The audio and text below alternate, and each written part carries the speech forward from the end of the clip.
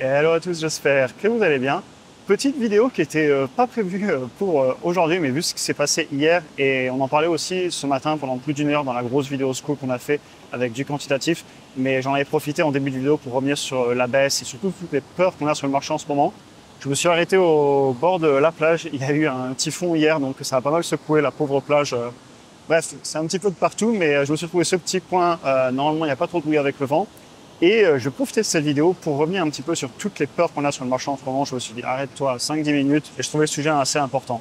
Alors dans cette vidéo, je voulais revenir sur les peurs qu'on a sur le marché en ce moment et ensuite faire 3 messages de rappel assez importants que j'ai déjà dit sur la chaîne. Je vais les tourner d'une autre façon, aussi d'une autre façon que je les ai présentés ce matin.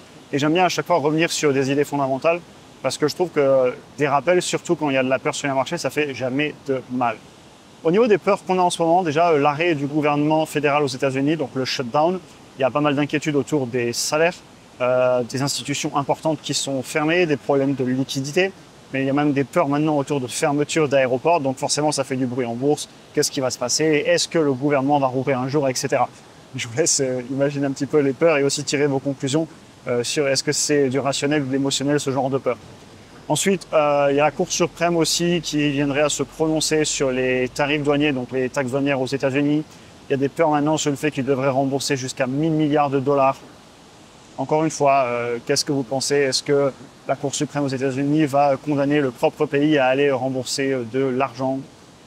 C'est possible, ne jamais dire jamais, mais voilà, c'est le genre de peurs qui sont répondues en ce moment, chacun sera sa propre opinion.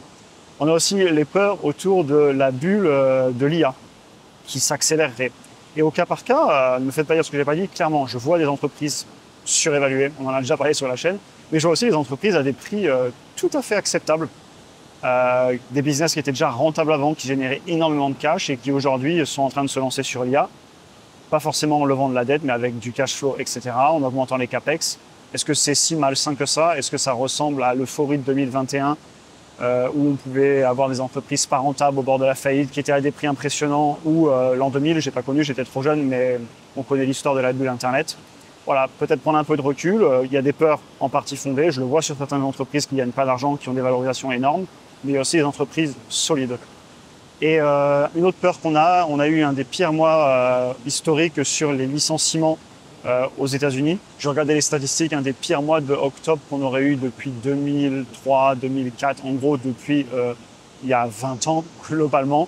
Et ben voilà, ça fait des peurs sur le marché. Est-ce que l'IA va remplacer le travail? Est-ce qu'une récession arrive? Etc. Bref, ça en fait des peurs. Et je peux vous rappeler celle d'avril sur le changement de paradigme. 7 fois, c'est différent. Et je peux vous rappeler celle de 2023, la récession, la stagnation. On va jamais réussir à s'en sortir de l'inflation, les taux resteront élevés. Et puis celle de 2020, mars 2020, on va tous être enfermés, c'est la fin de l'économie comme on le connaît aujourd'hui. Et rappelez-vous de fin 2018, et je peux remonter, hein, ça commence à faire assez longtemps en bourse maintenant. Et c'est pour ça que je voulais revenir sur 3 points que j'aime bien me rappeler dans ces moments-là. Premièrement, je le ressens aussi, ne vous inquiétez pas. L'aversion à la perte, c'est quelque chose de réel. Quand on a le portefeuille au plus haut, les gains latents, naturellement, on les considère comme acquis, et le jour où ça baisse, eh ben, ça fait beaucoup plus mal que quand ça a monté. Sauf que si on prend un petit peu de recul et qu'on voit le chemin fait depuis toutes ces années, les performances des portefeuilles, on n'est pas loin des plus hauts, etc. Bon, ça va. Mais je vous rassure, je le ressens aussi. C'est normal. On s'y fait jamais vraiment. J'ai un peu le sentiment parfois, et j'aime bien dire, on en parle souvent dans le school, qu'il faut juste l'accepter qu'on est humain, que c'est OK, et essayer de rester le plus rationnel possible, même si c'est plus facile à dire qu'à faire, je vous l'accorderai. Et c'est pour ça, du coup, personnellement, j'ai choisi d'attaquer le plus possible ces émotions avec du rationnel, avec la méthodologie que j'applique, et ça va nous amener au deuxième point. Lorsque ça baisse, le marché ou une action, je fais tout ce que je peux pour avoir le moins de réactions émotionnelles possible. J'aime bien aussi prendre du recul, prendre du temps, laisser quelques jours au marché pour digérer une information. Très souvent, il va passer à la peur suivante.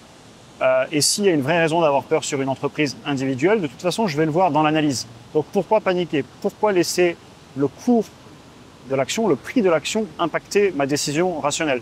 Est-ce que une action, le prix d'une action qui baisse, c'est pas une réaction émotionnelle? Se poser la question à chaque fois. Et ensuite, tout simplement, ressortir mon analyse. Qu'est-ce que j'ai écrit? Qu'est-ce que l'entreprise a publié par rapport à mes prévisions, par rapport à ce que j'avais écrit? Mais vraiment, concrètement, ressortir ce que j'ai écrit, ressortir la vidéo YouTube, ressortir l'analyse chiffrée. Concrètement, qu'est-ce qu'a dit la direction? On en est où sur la tendance du chiffre d'affaires? Quelles sont les marges? À l'époque, l'entreprise avait tant de marge, tant de croissance. J'avais prévu ça pour l'année prochaine et celle d'après. Long terme, pas à 2-3 mois, qu'est-ce que fait le cours de l'action? Est-ce qu'on est dans la direction qui m'a fait acheter l'entreprise à tel prix dans le passé? Et vraiment ressortir ce qu'on avait écrit. Et c'est pour ça que je dis toujours, il faut faire ces analyses et l'écrire, parce que on peut retrouver pourquoi on a fait une action, regarder où on en est maintenant, et qu'on ait eu raison ou tort, on va apprendre. Et bien souvent, on va se rendre compte qu'en fait, l'entreprise, elle est tout à fait en ligne avec ce qu'on avait prévu, que le marché fait bien ce qu'il veut, et qu'on est en train d'avoir une raison bien plus émotionnelle que rationnelle. Évidemment, il faut avoir fait son analyse et l'avoir écrit, sinon, si on a acheté parce qu'on a vu ça passer dans un média spécialisé et qu'on n'a aucune idée de pourquoi on l'a ça en portefeuille, c'est tout à fait normal d'être émotionnel que vous ayez ce genre de réaction. Et voilà, on apprend sa leçon, on a acheté sans savoir pourquoi, on ne le refera plus jamais, maintenant on va écrire, on va faire son analyse. Et ça me rappelle beaucoup l'analogie dans le livre L'investisseur intelligent de Benjamin Graham, où il fait cette analogie avec l'immobilier. Si vous possédez une maison et que quelqu'un, tous les jours de la semaine, plusieurs fois par jour, vous dit ta maison, elle vaut tant d'argent, tant d'argent, tant d'argent, et que la semaine prochaine, votre maison, elle vaut moins 30%, est-ce que vous allez vendre votre maison? Est-ce que la valeur de votre maison a changé? Non, c'est toujours une maison, un toit, etc. Le prix de l'immobilier, il bouge sur le long terme, il est lissé. Mais la seule raison pour laquelle il fait ça, c'est parce qu'on ne vous donne pas le prix tous les jours, parce que vous ne cherchez pas à vendre votre maison tous les jours. Maintenant, l'analogie, il dit, pourquoi est-ce que ce ne serait pas la même chose sur une entreprise? Est-ce que votre entreprise, elle a fondamentalement changé de jour en jour? Elle évolue dans le temps, mais au quotidien, si elle fait moins 20%, est-ce que les 20% de la valeur de l'entreprise ont disparu? Dans quelques rares cas, oui, et dans ce cas-là, il faudra agir, et ça, l'analyse va nous le dire. Mais dans la plupart des cas, c'est certainement une réaction du marché sur le court terme, c'est l'offre et la demande, et c'est pas du tout fondé. Et cette phrase, je l'avais déjà dit plusieurs fois, et je vous la répéterai, je la répète tout le temps aussi quand on est en live, etc., dans les appels. Globalement, si une entreprise, j'étais prêt à la payer 10 $, je la trouvais au bon prix, et que d'un coup, le marché me la propose à 8 $, donc une belle correction en pourcentage, et que rien n'a changé fondamentalement, rien n'a changé. Juste le marché qui me dit maintenant elle vaut tant, alors qu'avant elle valait tant, juste pourquoi? Parce que voilà, il y a une énième peur. Les tarifs douaniers, ce que vous voulez.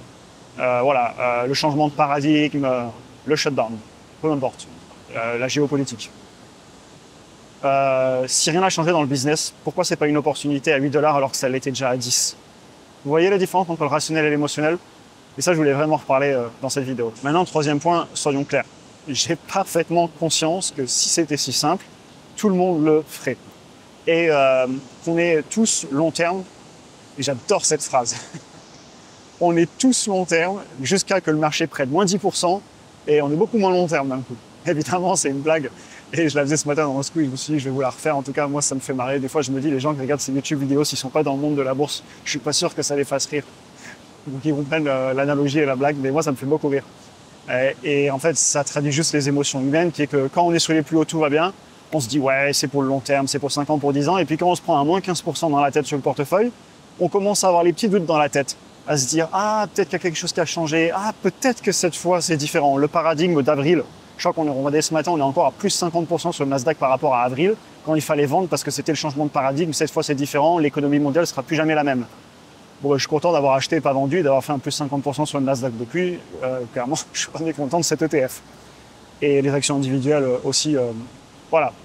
Ce que j'essaie de vous dire, c'est que, en fait, c'est normal d'avoir ce genre de réaction et prendre du recul. Est-ce que, parce que ça a baissé un peu, je vais aller vendre mon Apple de 2019, les ETF depuis toutes ces années, mon Microsoft de 2020? Rappelez-vous tous les achats, je ne vais pas vous faire toute la liste, les Google, les Tesla, SoFi, même plus récemment, les baisses, d'ailleurs, j'en parle précisément de Celsius et ELF, parce que ça a bien corrigé hier. Et je les avais achetés il y a 6 mois, 1 an, sur des points beaucoup plus bas. Je regardais, malgré les baisses, je crois que c'est toujours à plus 30 ou 40% sur l'une et à plus de 60% sur l'autre. Il faudra vérifier les chiffres. Mais à vrai dire, peu importe, on est en train de parler de quelques mois. Qu'est-ce que je vais faire pour réagir à ces résultats? Et de la même façon, quand il y a eu des bons résultats sur Google récemment, est-ce que parce qu'ils ont été bons, je vais aller vendre? Et à l'inverse, est-ce que je vais aller vendre parce qu'ils ont été peut-être un peu moins bons sur une autre entreprise? Non. Je sors mon analyse. Est-ce qu'on est toujours en ligne sur les chiffres d'affaires? Et j'ai regardé ces entreprises. Je vais aller plus loin, écouter la direction, voir les résultats, etc. Mais il y a mes chiffres, il y a ce qui a été publié et il y a le mouvement de l'action en bourse. est-ce que ce mouvement de l'action en bourse a quelque chose à faire dans mon analyse? Je pose la question. Voilà, je mets ça ici et à réfléchir. Est-ce que c'est de l'émotionnel ou du rationnel? Je fais exprès de poser des questions parce que je veux que la vidéo fasse réagir un petit peu. Voilà, j'espère qu'elle vous aura intéressé en tout cas. Elle n'était pas prévue. J'étais en train de marcher, je venais de faire plus d'1 heure de vidéo là. Je vous ai d'ailleurs posté les membres du programme de la communauté dans le school. On passe 5 actions en analyse et je vous fais aussi un gros débrief de ce qui s'est passé hier de 10-15 minutes, un peu comme on le fait ici, différemment. Mais de toute façon, je fais jamais 2 fois la même vidéo parce qu'il y a assez peu de cuts et j'ai tout le temps quelques petits points. Ici, ils sont sur le téléphone, hein, j'ai 3-4 points. Puis ensuite, je laisse mon imagination parler parce que ça fait des vidéos que je trouve assez naturelles, assez interactives. Et du coup, même si on répète les concepts, c'est jamais vraiment de la même façon. Bref, j'ai trop parlé pour aujourd'hui. Pour ceux qui veulent nous rejoindre, vous avez les liens en description. J'espère que ces points vous auront intéressé. Dites-moi ce que vous en avez pensé. Est-ce que pareil, quand ça baisse, vous prenez du recul, vous essayez d'être rationnel? Le week-end arrive, peut-être aller marcher, profiter, prendre du recul, ressortir les dossiers le week-end, mener ses analyses? Ou est-ce que pareil, vous ressentez aussi, enfin plutôt pareil, mais aussi à l'inverse, est-ce que vous ressentez ces émotions? C'est tout à fait normal. Et comment vous les combattez? Je serais curieux d'en parler avec vous. Je vous souhaite une excellente journée en tout cas. Ici, je vais continuer ma journée. J'ai cette vidéo à éditer, à faire le post dans la communauté, puis vers 14-15 heures, journée finie. Et vu que j'ai commencé tôt ce matin, ça fait une belle journée. J'espère que la vidéo vous aura intéressé et à très bientôt au prochain épisode. Bonne journée à tous.